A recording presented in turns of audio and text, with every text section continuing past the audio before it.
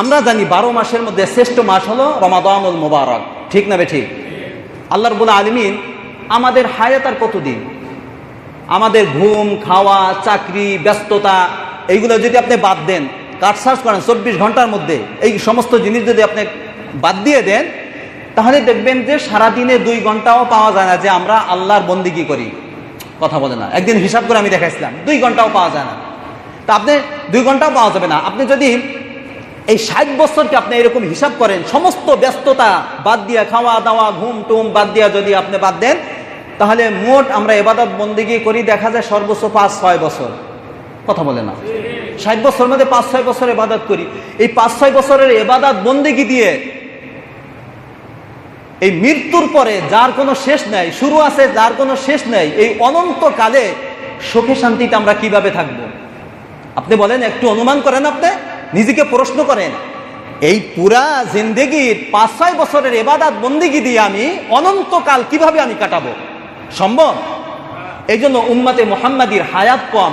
আল্লাহ রাব্বুল আলামিন এমন এমন মৌসুম দান করেছেন যে মৌসুমে বেশি বেশি আমল করলে অন্যান্য উম্মতরা হাজার হাজার বছর বেঁচে থেকেও যে ইবাদত বন্দেগি করে সওয়াব অর্জন করেছে, এই অল্প সময় যে অফার আল্লাহ রাব্বুল আলামিন উম্মতে মুহাম্মাদিকে দিয়েছেন, এটা যদি ঠিকমতো গ্রহণ করে তাদের তুলনায় 1000 গুণ বেশি বেড়ে যাবে। সুবহানাল্লাহ। যার কারণে কাল কিয়ামতের ময়দানে অন্যান্য উম্মতের তুলনায় তাদের আগে সর্বপ্রথম জান্নাতে কোন নবীর উম্মতেরা প্রবেশ করবে? কথা বলেন না, অর্থাৎ আমরা ইনশাআল্লাহ আশা করতে পারি না?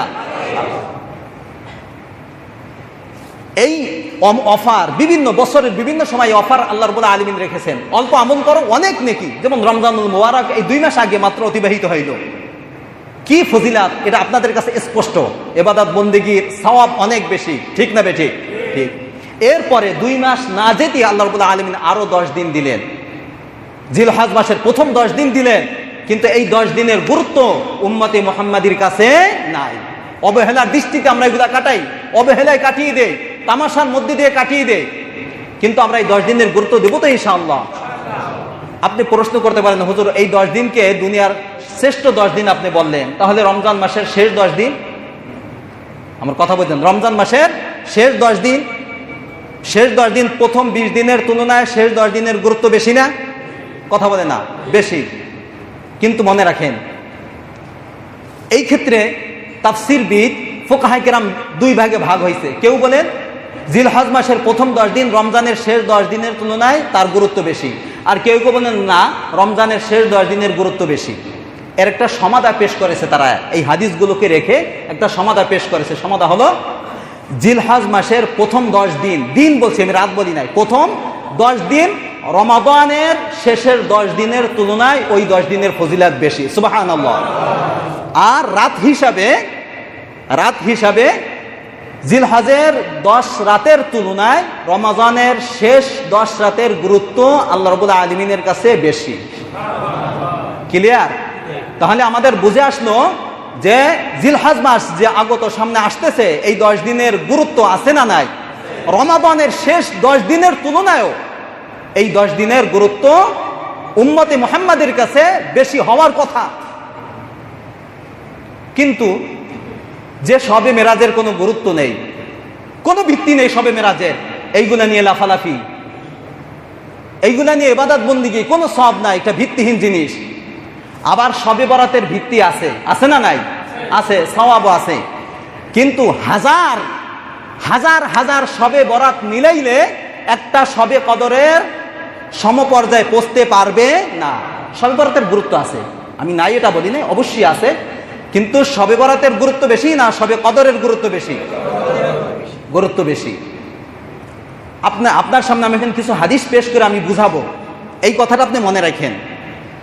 তাহলে আমাদের কাছে হাদিস এবং কোরআনের আলোকে স্পষ্ট হইল যে জিলহজ মাসের প্রথম 10 দিনের গুরুত্ব আল্লাহর কাছে, আল্লাহ রাব্বুল আলামিনের কাছে অনেক বেশি। কাজেই এই 10 দিনের গুরুত্ব আমাদের কাছে বেশি হওয়া উচিত না? উচিত না? আমলে এবং কাজের মধ্য দিয়ে এই 10 দিন আমরা অতিবাহিত করবো তো ইনশাআল্লাহ।